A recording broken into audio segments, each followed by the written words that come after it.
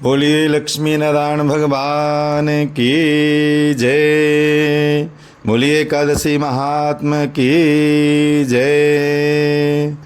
ओम विघ्नेश्वराय वरदाय सुरप्रियाय लंबोदराय सकलाय जगद्धिताय नागाननाय स्तुतियज्ञ विभूषिताय गौरीसुताय गणनाथ नमो नमस्ते।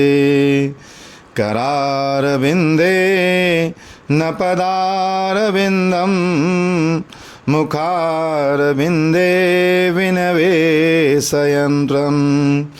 बटस्य पत्रस्य पुटे शयानं बालं मुकुंदं मनसा स्मरामि। जय श्री राधे कृष्णा। आज एकादशी का पावन पुण्य दिन है। आज एकादशी के दिन सभी भक्तजनों को श्रद्धा और भक्ति पूर्वक एकादशी का व्रत करना चाहिए। आज की एकादशी के विषय में कहते हैं कि दीपावली के 4 दिन पूर्व पड़ने वाली कार्तिक मास के कृष्ण पक्ष की इस एकादशी को लक्ष्मी जी के नाम पर रमा एकादशी कहा जाता है। इस दिन भगवान विष्णु के पूर्णावतार कृष्ण जी के केशव स्वरूप की पूजा आराधना की जाती है। इस एकादशी का व्रत करने से जीवन में वैभव और अंत में मोक्ष की प्राप्ति होती है। इस एकादशी की जो पौराणिक कथा है वो इस प्रकार से है।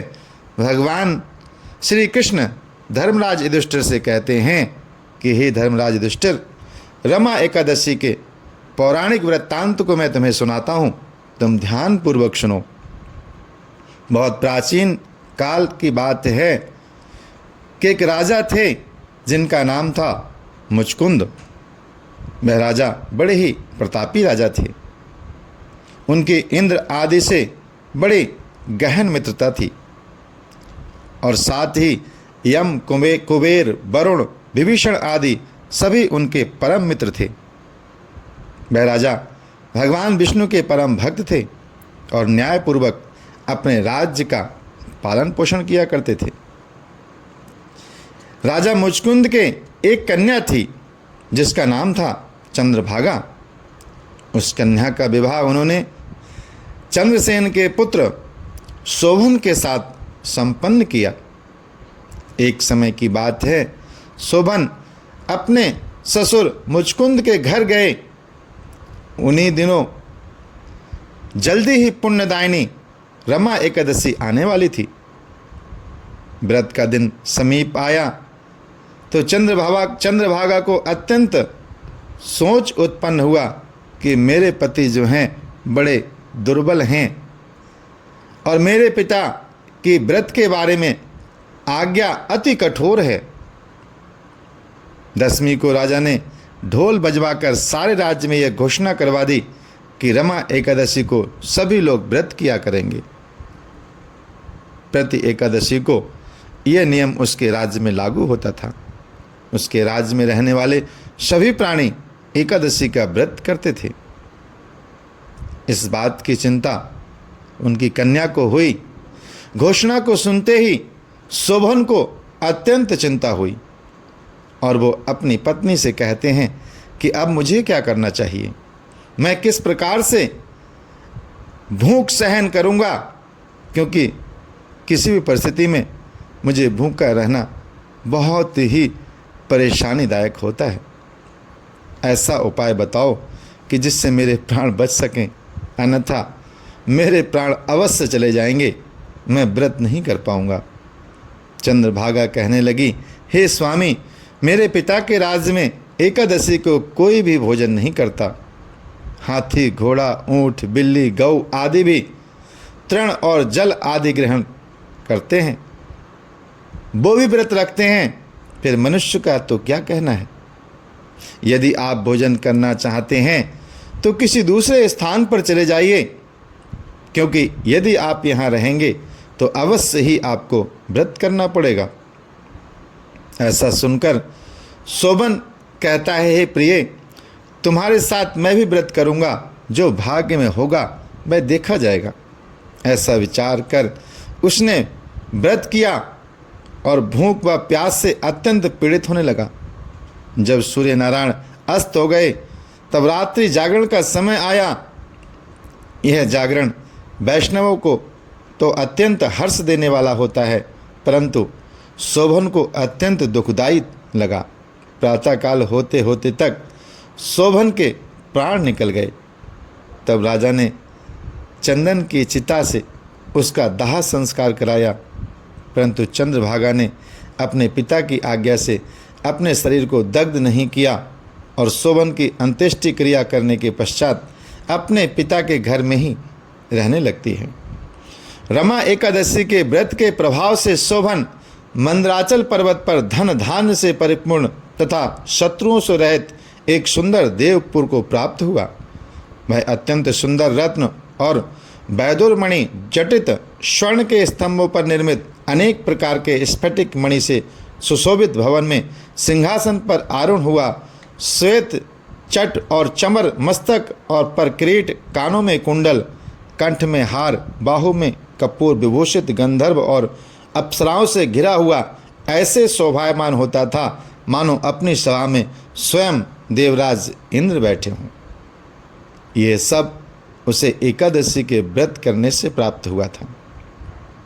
एक समय की बात है, मुचकुंद के नगर में रहने वाले सोम शर्मा नामक ब्राह्मण तीर्थ यात्रा करते हुए घूमते घूमते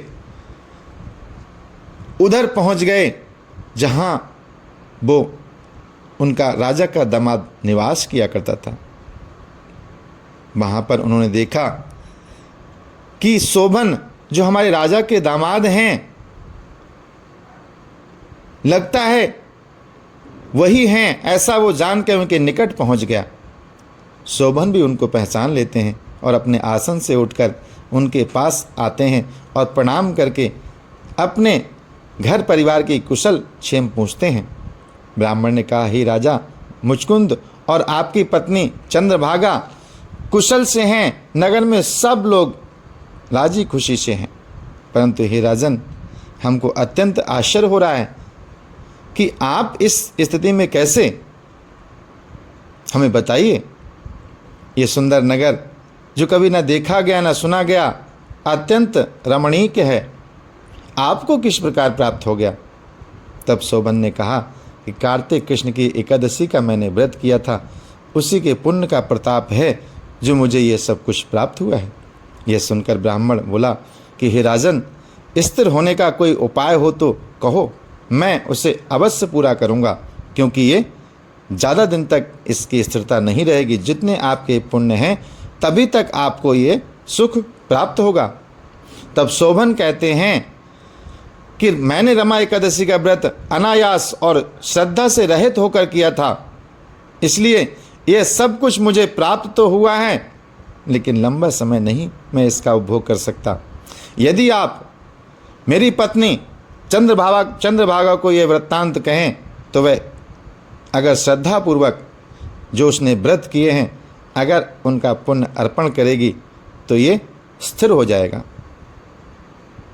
ऐसा सुनकर ब्राह्मण जो हैं प्रसन्नतापूर्वक राजा के पास आते हैं और राजा की पुत्री को ये सब वृत्तांत सुनाते हैं। वो कहते हैं, मैंने तुम्हारे पति को प्रत्यक्ष देखा है, साथ ही किसी से विजय ना हो ऐसा देवताओं के नगर में के समान उनका नगर है। उन्होंने ये भी कहा है कि ये स्थिर नहीं है, जिस प्रकार ये स्थिर रह सके वह उपाय आपको करना चाहिए।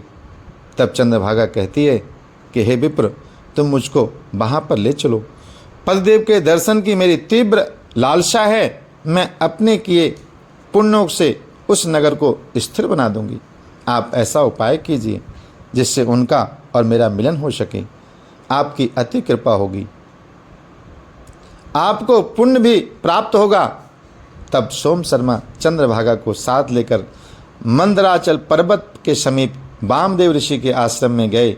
वामदेव ऋषि ने उनकी बात सुनकर वेद मंत्रों से उज्ज्वल तिलक द्वारा चंद्रभागा का अभिषेक किया। तब ऋषि मंत्र के प्रभाव और उस एकादशी के व्रत से चंद्रभागा का शरीर भी दिव्य हो गया और वह अत्यंत प्रसन्नता के साथ अपने पति के निकट पहुंच गई।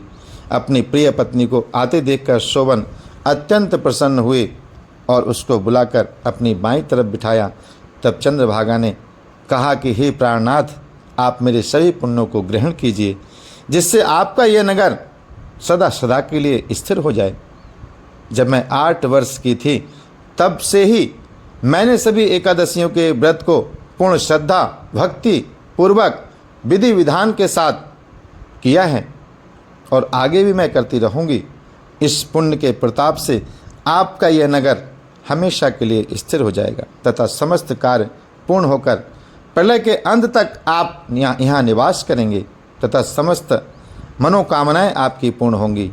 इस प्रकार चंद्रभागा का दिव्य रूप धारण कर तथा दिव्य आभूषणों और वस्त्रों से सुसज्जित होकर अपने पति के साथ वो वहाँ पर निवास करने लगी। हे राजन, मैंने रमा एकादशी का महात्म्य आपको सविस्तार पूर्वक सुनाया। जो मनुष्य इस व्रत को करते हैं उनके समस्त पाप नष्ट हो जाते हैं। कृष्ण पक्ष और शुक्ल पक्ष दोनों की एकादशी एक समान ही हैं, इनमें कोई भेदभाव नहीं है। जो सभी मासों की दोनों एकादशियों के व्रत रखते हैं और इनके महात्म्य को पढ़ते हैं अथवा सुनते हैं, वे समस्त पापों से छूटकर अंत में परमात्मा के श्री धाम को जाते हैं। इसमें किंचित मात्र भी संदेह नहीं है। इसलिए एकादशी का व्रत श्रद्धा भक्ति पूर्वक करना चाहिए और अपने व्रत को भगवान श्री नारायण के चरणों में अर्पण कर देना चाहिए। भगवान श्री नारायण हम सबका कल्याण करें। जय श्री राधे, जय श्री कृष्णा, जय श्री कृष्णा। बोलिए लक्ष्मी नारायण भगवान की जय। बोलिए एकादशी महात्म की जय। श्रीमन्नारायण नारायण नारायण, श्रीमन्नारायण नारायण नारायण, भजमन नारायण नारायण नारायण। श्री परमात्मने नमः।